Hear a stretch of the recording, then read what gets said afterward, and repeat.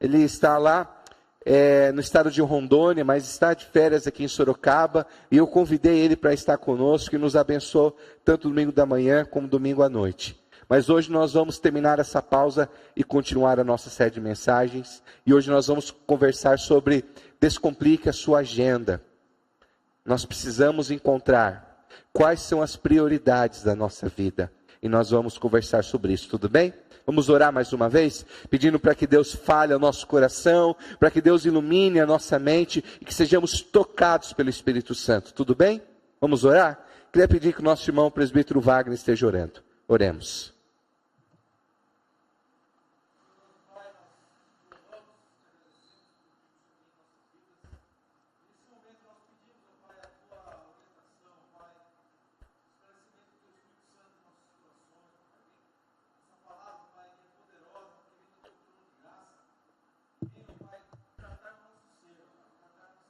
Amém.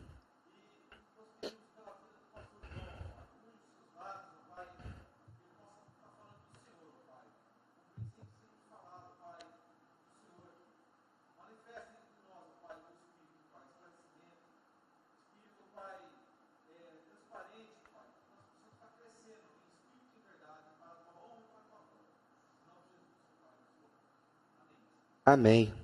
Quando nós falamos do nosso tempo, da nossa vida, nós lidamos, todos nós, com uma infindável batalha, que é tarefas de mais versus tempo de menos. Quem enfrenta esse dilema aqui?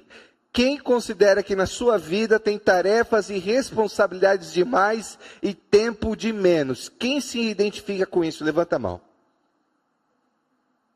A dona Zenilda veio conversar comigo pela manhã. Ela disse que ela não tem esse problema, que ela está aposentada. Mas eu posso dizer que a maioria de nós lida com esse dilema.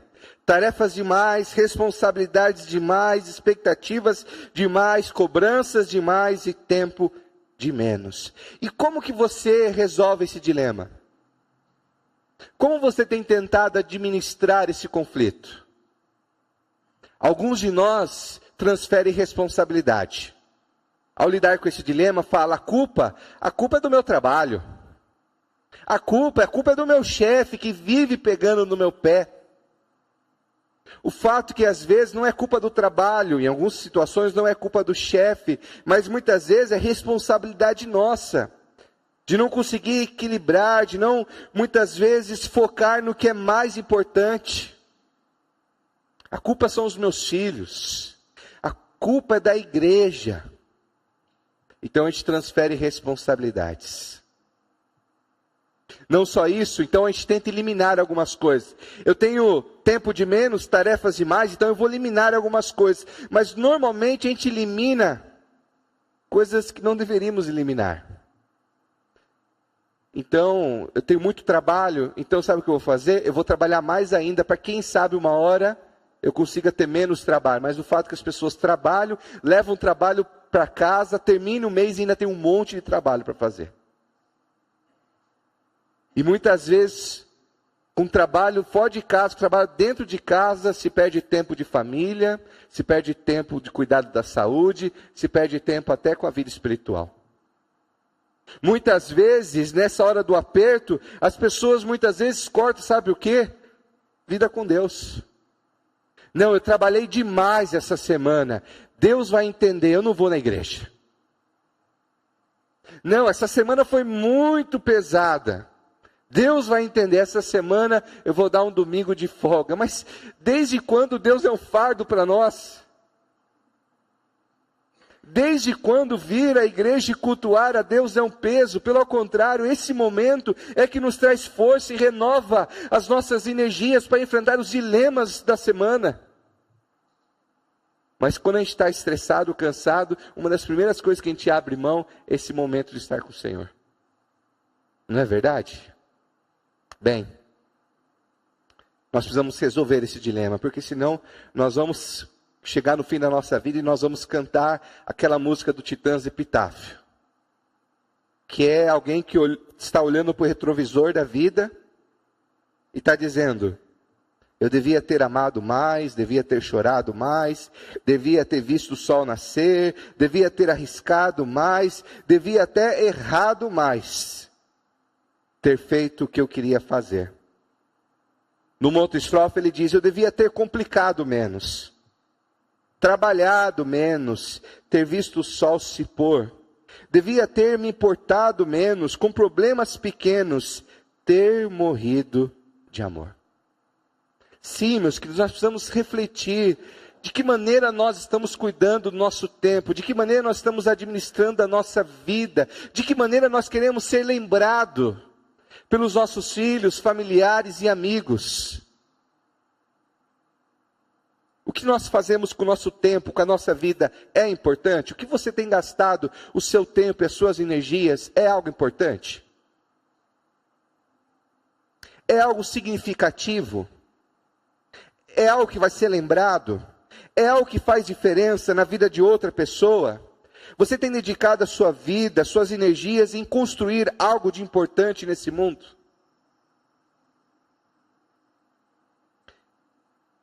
Eu queria deixar essa frase de Christian Barbosa, de um ótimo livro, que é a Tríade do Tempo, que diz assim: a vida é curta, por isso não faça dela um rascunho, pois pode não dar tempo de passá-la limpo. A vida é curta. Não faça da sua vida um rascunho, porque talvez não dê tempo para você passar limpo. Como você quer ser lembrado?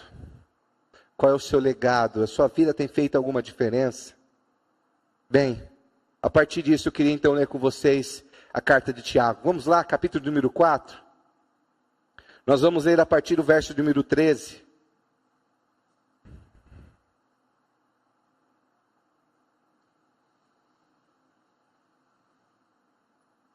Tiago, capítulo 4, a partir do verso número 13.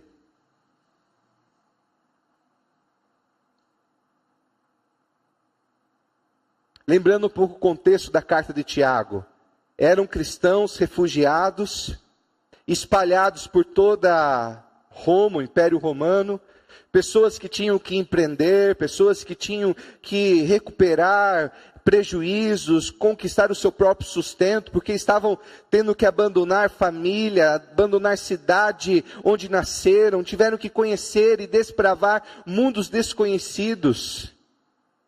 E para essas pessoas, então, Tiago escreve as seguintes palavras: ouça agora, vocês que dizem, hoje ou amanhã iremos para esta ou aquela cidade, passaremos um ano ali, faremos negócios e ganharemos dinheiro. Vocês nem sabem o que lhe acontecerá amanhã, que é a vida. Vocês são como a neblina que aparece por um pouco de tempo e depois se dissipa. Ao invés disso, deveriam dizer, se o Senhor quiser, viveremos e faremos isto ou aquilo. Agora, porém, vocês que se vangloriam das suas pretensões, toda vanglória como essa é maligna. Pense nisso, pois. Quem sabe que deve fazer o bem não faz, comete pecado. Tiago estava escrevendo para cristãos que estavam desbravando o mundo porque estavam sendo perseguidos por causa da fé. Mas mesmo assim, homens e mulheres, que conforme o verso de número 13, homens e mulheres que tinham um coração voltado para os negócios, em ganhar dinheiro. Lá no verso 16 vai dizer, homens e mulheres que se vangloriam das suas pretensões. Então, para que tipo de pessoa Tiago estava escrevendo? Para pessoas que achavam que estavam no controle de suas próprias vidas. Homens e mulheres que achavam que tinham o controle de tudo. Para essas pessoas o apóstolo Tiago escreve. E eu queria então rapidamente falar com os irmãos, primeiramente, sobre 3 alertas do que nós não devemos fazer com a agenda na nossa vida. E depois 3 princípios sobre o que devemos fazer para descomplicar a nossa vida. Os irmãos estão me entendendo? Sim? Os irmãos estão comigo? Então vamos continuar o texto. Lá no verso 13 nós temos a primeira lição. Talvez o primeiro alerta de Tiago, dizendo: ouçam agora vocês que estão decidindo, vocês que estão fazendo as escolhas. Hoje ou amanhã iremos para esta ou aquela cidade, passaremos um ano ali, faremos negócios e ganharemos dinheiro. Meus queridos, esse texto nos alerta pelo perigo de não colocar Deus nos nossos planos e projetos e escolhas. E eu vou dizer que esse versículo é muito atual, pois nós vivemos num tempo marcado por uma palavra chamada secularismo, que é a tendência de colocar Deus de qualquer centro, de qualquer instituição, e Deus vai então se colocando à parte de muitas áreas da nossa vida. Falar de Deus na escola, isso não pode. Questão de casamento, a Bíblia é muito arcaica. Não é a Bíblia, não é Deus que decide o casamento, não pode. Como eu devo viver no trabalho? Não, isso não é Deus que decide, então ele tira Deus. Deus está sendo tirado de todas as áreas da nossa vida. Da maneira que nós cuidamos do dinheiro, a maneira que nós nos relacionamos com as pessoas, a maneira que nós vivemos a nossa vida profissional. A gente vai colocando Deus numa pequena área, num pequeno departamento da nossa vida. O fato que muitas vezes fazemos escolhas extremamente importantes no nosso destino, no nosso futuro, sem necessariamente colocar Deus e a vontade dEle como o norte dessas escolhas. Pelo contrário, nós vamos fazendo as escolhas, nós vamos tomando as atitudes, e depois o que nós queremos é que Deus dê apenas o amém. Deus, o Senhor não precisa dizer o que eu devo fazer, eu já sei o que eu devo fazer, o Senhor só precisa dizer o amém. Senhor, o Senhor não precisa mostrar para mim qual é o caminho, não, eu já sei o caminho que eu quero tomar, o Senhor só precisa me abençoar. O fato que às vezes nós vivemos uma espiritualidade onde quando nós oramos, nós nem perguntamos qual é a vontade de Deus, mas nós colocamos a nossa vontade e falamos: em teu nome que seja feita a minha vontade. Talvez nós não oramos assim. Talvez a gente não tenha coragem de dizer que nós fazemos assim, mas na prática, meus queridos, nós fazemos assim.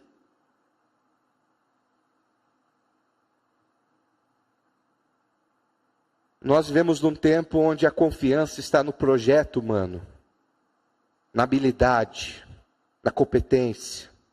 Desprezamos a participação de Deus na vida. Buscamos autonomia ou até mesmo autossuficiência. Você já prestou atenção nesse versículo 13? Esse versículo 13 é quase que um planejamento perfeito. Por quê? Porque nesse versículo 13 fala onde esse plano vai começar. Primeiramente, diz, hoje ou amanhã. Ele tem até um lugar, iremos para esse ou aquela cidade, tem prazo, passaremos um ano ali, tem a atividade é fazer negócios, e o propósito é ganhar dinheiro. Mas em todo esse planejamento perfeito, cadê Deus?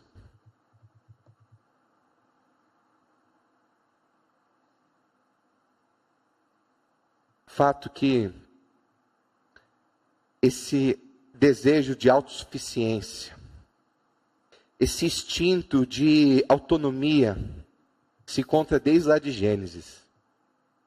Quando a cobra estava tentando Eva, dizendo, você pode comer esse fruto, porque se você comer esse fruto, você será como Deus.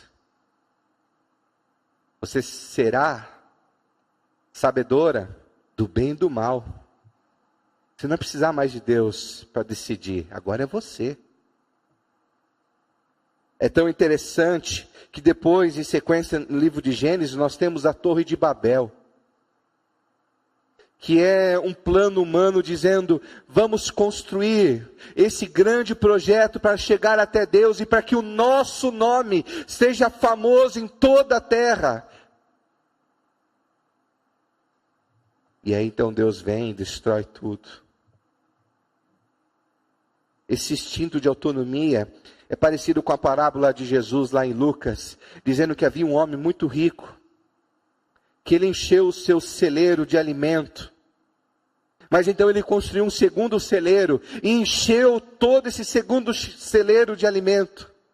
Então ele calculou o tempo de vida que ele ainda tinha e o alimento que ele possuía, recursos. Ele chegou à conclusão que ele não precisava mais trabalhar. Era só Deus não atrapalhar a vida dele, que agora ele estava tranquilo. Ele tinha tudo o que ele precisava. Era só Deus não complicar as coisas. Então, Jesus continua a parábola dizendo: louco, hoje te pedirão a tua alma, o que você tem para oferecer.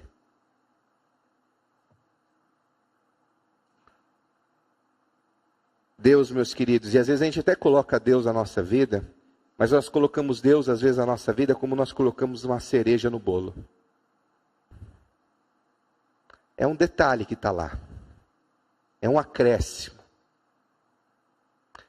Esse é um alerta que nós não devemos, mas o texto continua e ainda no verso número 13, vai dizer também: ouçam vocês que dizem, hoje ou amanhã iremos para essa ou aquela cidade, passaremos o ano ali, faremos negócios e ganharemos o quê? Dinheiro. O outro alerta que muitas vezes complica a nossa vida, é que nós reduzimos a nossa vida em ter, comprar, consumir, gastar. Muitos de nós, eu sei, a gente passa aperto financeiro, eu sei. Todos nós somos brasileiros. A gente passa por grande sufoco, a gente tenta administrar as nossas finanças.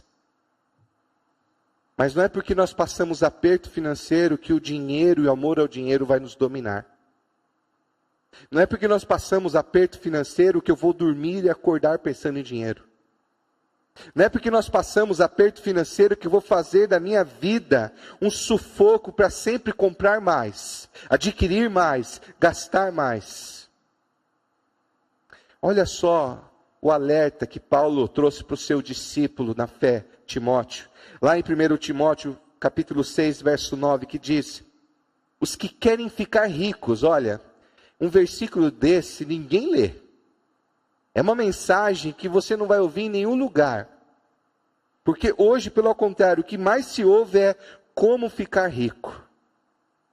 Mas olha o que o apóstolo Paulo diz ao seu discípulo na fé, Timóteo. 1 Timóteo 6,9. Os que querem ficar ricos caem em tentação, em armadilhas e muitos desejos descontrolados e nocivos.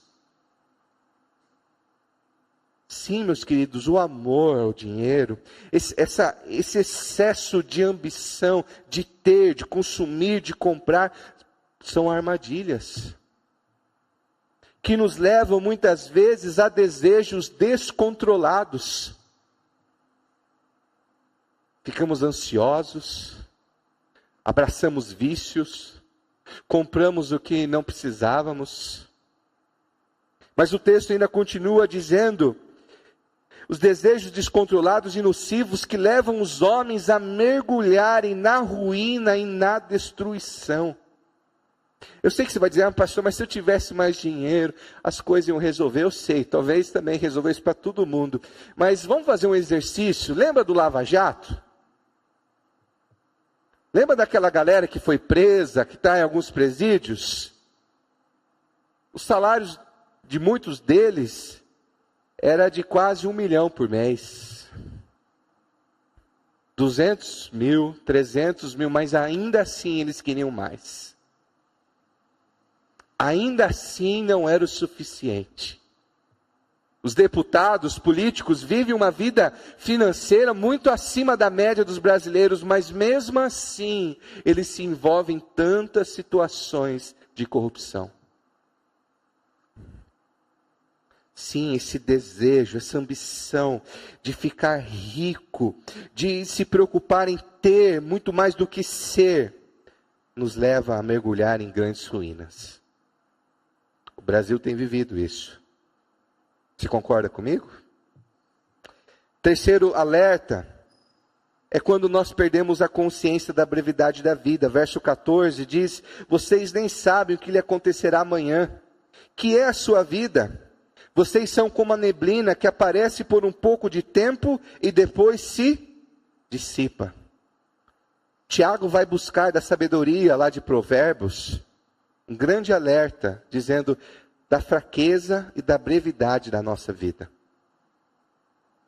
Porque quando nós estamos na frente da morte, quando nós sabemos que a nossa vida é curta, a gente não se preocupa com qualquer besteira.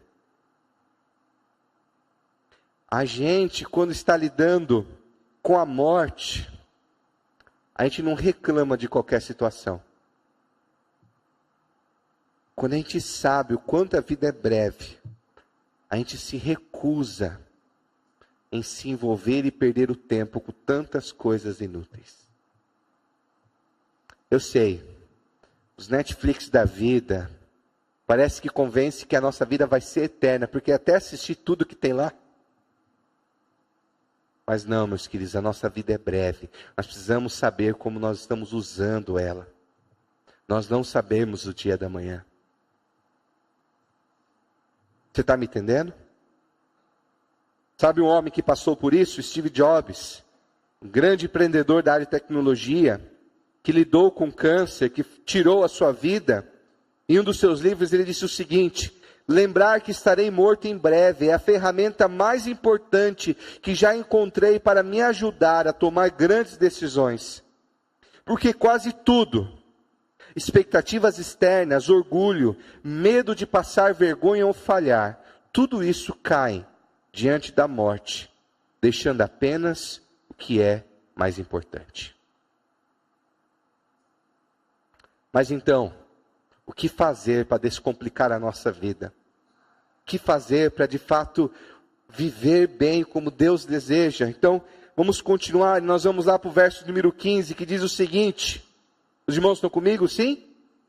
Verso 15 diz o seguinte: no lugar de vocês fazerem os planos sozinhos, no lugar de vocês traçarem os seus sonhos sozinhos e depois só acrescentar Deus, no lugar disso, verso 15 diz, ao invés disso, vocês deveriam dizer, se o Senhor quiser. Porque é Ele que dá a palavra final. É Ele que decide o que é prioridade ou não. É Ele que mostra na minha agenda o que é importante e o que não é. Se o Senhor quiser, viveremos e faremos isto ou aquilo. Sabe o que significa? Que nós precisamos aprender a depender mais de Deus. E depender mais de Deus implica em colocar um se em todos os nossos planos. Se o Senhor quiser, sabe o que significa? Que às vezes nossos planos podem dar certo, mas em alguns momentos nossos planos não podem dar certo. A nossa vida é carregada desse se. Se o Senhor quiser. Se o Senhor desejar. Tem até uma frase que é um pouco um chavão, que a gente diz assim, se o Senhor quiser, e algumas pessoas respondem, Ele quer. Eu não sei. Eu não tenho essa pretensão de dizer, e Ele quer. Se o Senhor quiser. Se, isso implica humildade de abrir mão do controle. Isso significa que eu não sei todas as coisas, que eu não posso todas as coisas, que talvez eu não consiga todas as coisas. E por isso eu vivo humilde, porque eu dependo do Senhor e sei que Ele sabe todas as coisas, Ele pode todas as coisas e Ele faz todas as coisas. Essa dependência me coloca no papel de humildade, de submissão, de confiança.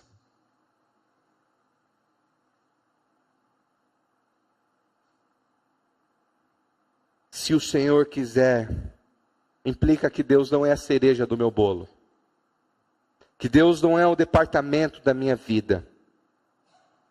Mas Deus deve estar inserido em todos os planos da minha vida. Quais são as prioridades da minha agenda?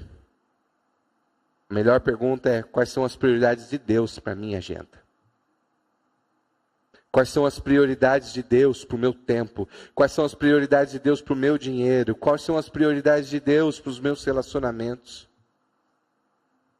Deus, meus queridos, não é mais uma bagagem que a gente leva na vida. Deus é o guia turístico que vai mostrar para onde nós devemos ir.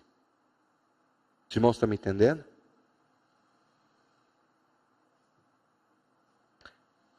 Tiago capítulo 4, verso 6 vai dizer o seguinte: Deus se opõe aos orgulhosos, mas Ele concede graça aos humildes. Sim, os orgulhosos que acham que sabem tudo, os orgulhosos que acham que sempre estão no caminho certo, os orgulhosos que muitas vezes não se dobram debaixo da vontade de Deus, Deus resiste, mas aos humildes, aqueles que reconhecem a dependência, aqueles que reconhecem suas limitações, aqueles que reconhecem a sua ignorância, sim, aos humildes, o Senhor concede a sua graça. Segundo princípio, para nós construir uma vida descomplicada, construa prioridades claras. O versículo termina: viveremos e faremos isto ou aquilo. Quais são as suas prioridades? Hoje, quais são as prioridades do seu dia a dia? O fato, meus queridos, que nós, Eugene Peterson vai dizer isso, nós tornamos santo todas as nossas expectativas, todas as nossas necessidades, tornamos santo todas as nossas vontades, e esquecemos que o único que é verdadeiramente santo é o Deus Pai, Deus Filho e Deus Espírito Santo. Ao ponto que hoje, eu lido isso em casa, né? A gente lida hoje com uma geração, com crianças, onde constantemente nós estamos colocando a vontade delas em primeiro lugar, a tal ponto que nós constantemente estamos perguntando para a criança de 3, 4 anos, e eu às vezes me vejo nisso, o que, né, na hora de comer, a gente pergunta assim: você quer comer hoje? Você está querendo jantar hoje? Ou quando nós perguntamos: o que você quer comer, hein? E ouve, McDonald's. Ou chega à noite: você quer dormir hoje? Você quer dormir agora ou você quer dormir depois?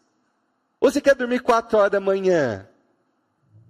Nós colocamos às vezes na vida de crianças, adolescentes, uma autonomia. E nós crescemos com uma geração que acha que suas vontades, suas necessidades são santas, inquestionáveis. Sendo que o único santo inquestionável é o Senhor. Qual é o momento da sua vida que você está vivendo hoje? Porque a nossa vida existe momentos, e cada momento existe as suas prioridades. Talvez o momento da sua vida hoje é de cuidar da sua saúde.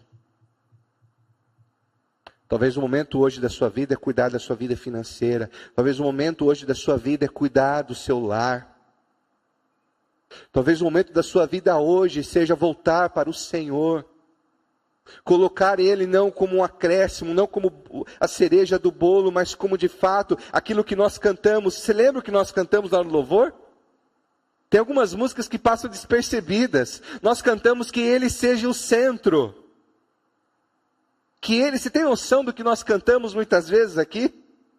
Que Ele seja o centro das nossas vidas. Talvez o momento da sua vida hoje é de você se render a Cristo Jesus. De você desmistificar todas as suas vontades e carências e reconhecer que Ele é santo e que você depende, carece, e se você se humilha diante dEle. Porque aos humildes Ele concede graça. Aí eu termino com o terceiro princípio para descomplicar a nossa vida. Seja uma pessoa determinada.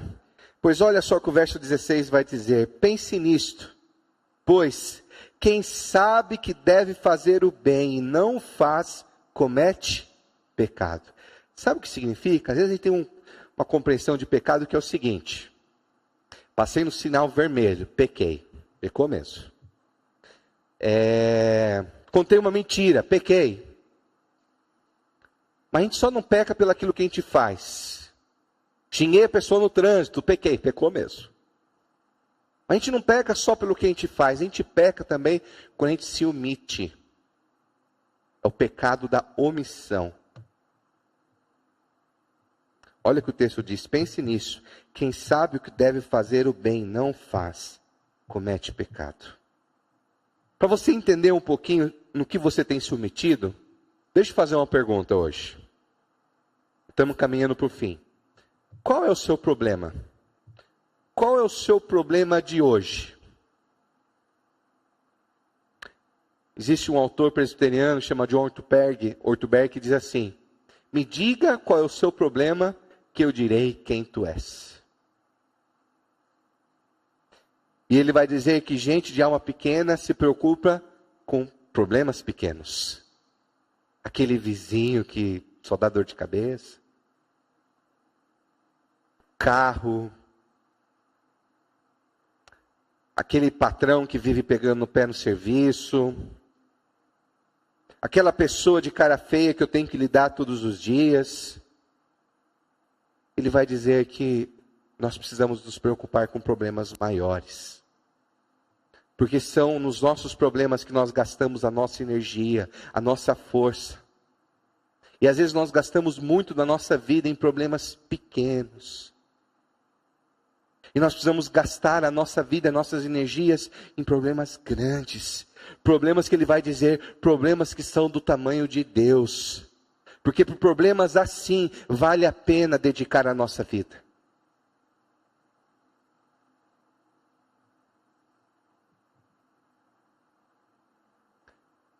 É como se nós precisamos às vezes perguntar para Deus, Deus, qual é o problema que existe neste mundo que o Senhor quer que eu resolva, gaste a minha vida para enfrentar?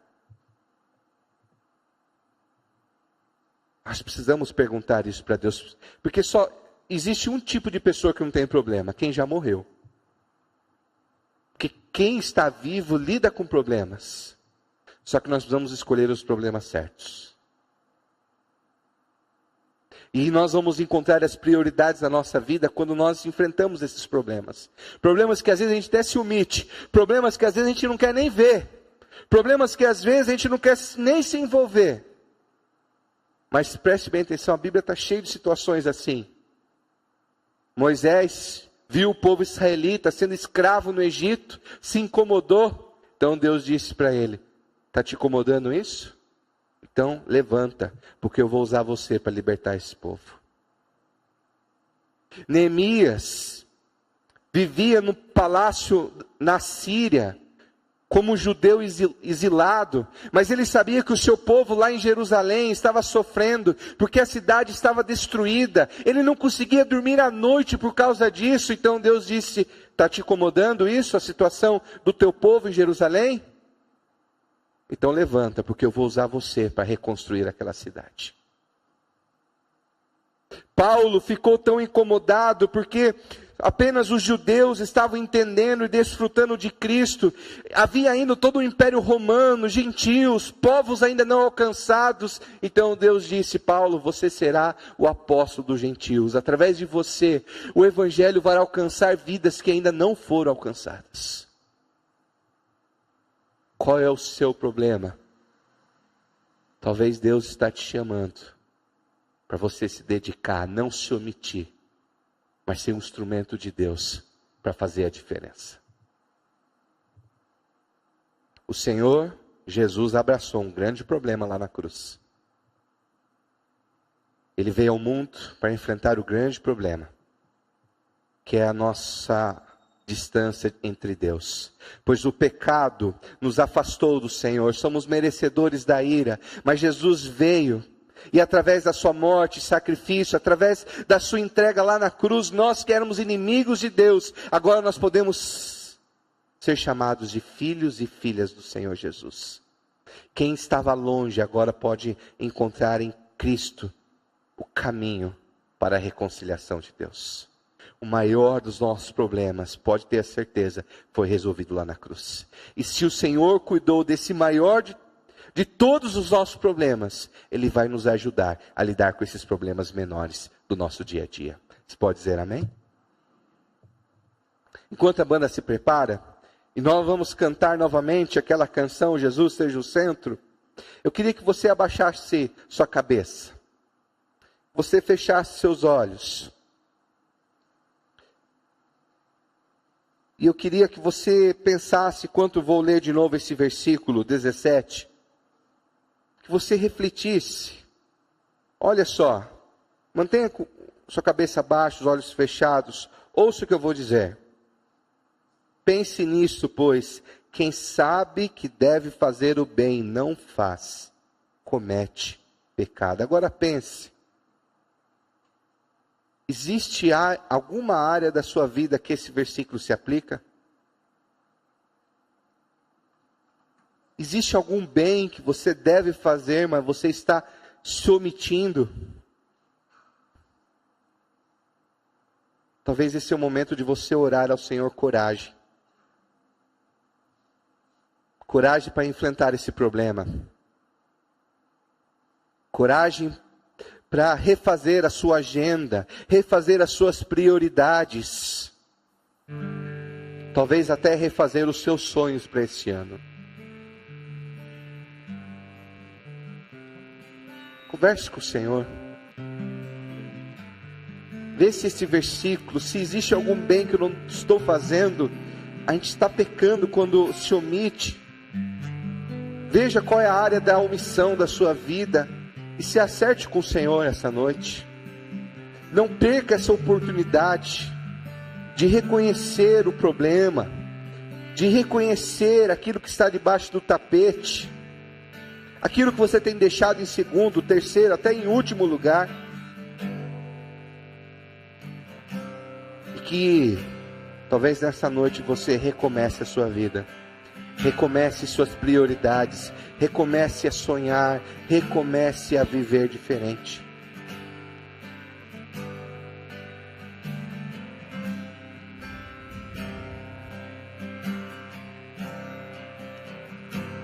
Senhor, nosso Deus, nosso Pai, eu oro, Senhor, por esses teus filhos e filhas, amados pelo Senhor, porque um dia Jesus venceu o maior de todos os problemas lá na cruz, o pecado que nos afastava do Senhor, a maldição que estava sobre nós, esteve sobre o ombro de Jesus Cristo lá naquela cruz. E porque Ele resolveu esse maior de todos os problemas, que é o pecado, a morte, e agora todos aqueles que creem em Jesus têm vida eterna, têm perdão, têm salvação. Porque Ele resolveu esse maior dos problemas, Senhor, nós pedimos que o Senhor nos ajude a resolver os nossos problemas diários, que muitas vezes são tão pequenos diante dos Teus olhos. Se existem áreas da nossa vida, responsabilidades, escolhas, que nós estamos nos omitindo, Senhor Deus, em nome de Jesus, abre os nossos olhos, ó Pai, pelo poder do Teu Espírito Santo, nos dê coragem, ousadia, para fazermos as escolhas que devemos fazer, abandonar o que temos que abandonar, dar os passos que precisamos. Nos ajude, Pai, se for necessário, a recomeçar a nossa vida. Agora com o Senhor de fato sendo o centro. Onde o Senhor de fato é o centro da nossa vontade. Nos ajuda a recomeçar e a sonhar a partir do Senhor. Porque o Senhor é o nosso Criador, o Senhor é o nosso Pai. Os Teus pensamentos, ó Pai, não são os nossos pensamentos. Então nos ajuda, nos conduza, nos transforme. Nós oramos todos juntos, no nome santo e precioso de Jesus. E a igreja diga amém, amém. Vamos ficar em pé, vamos cantar? Jesus.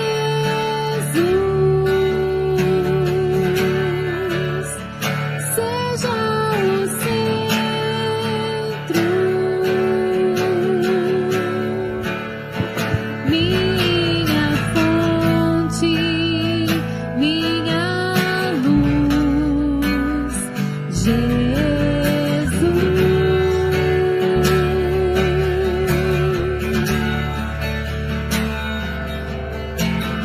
Jesus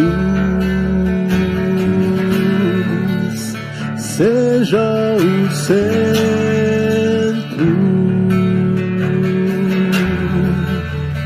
minha esperança e canção, Jesus.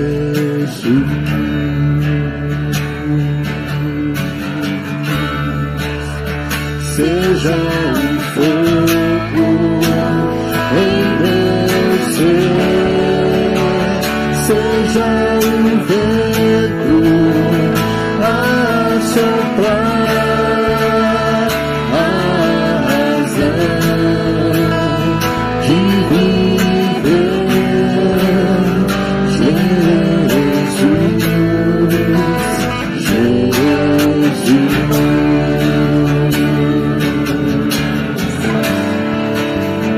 seja o fogo em meu ser, seja o vento a soprar, a razão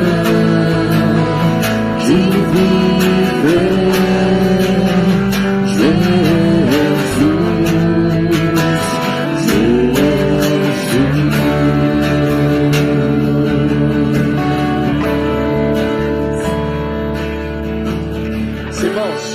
chegando ao fim do nosso culto. Queria agradecer muito pela sua presença. Queria convidar que os presbíteros venham aqui à frente. Esse é o momento onde nós vamos interceder por aqueles que precisam do cuidado e do agir do Senhor.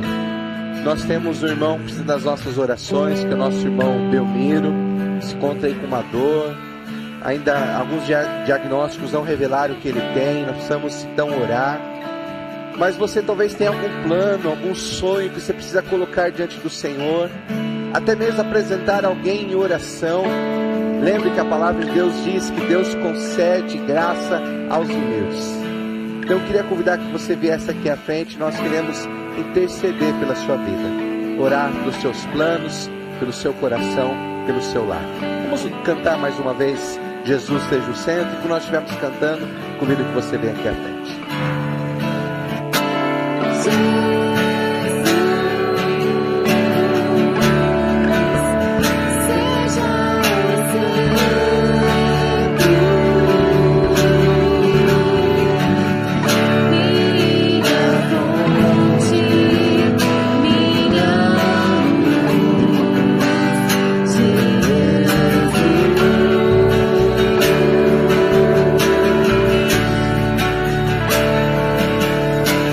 Jesus.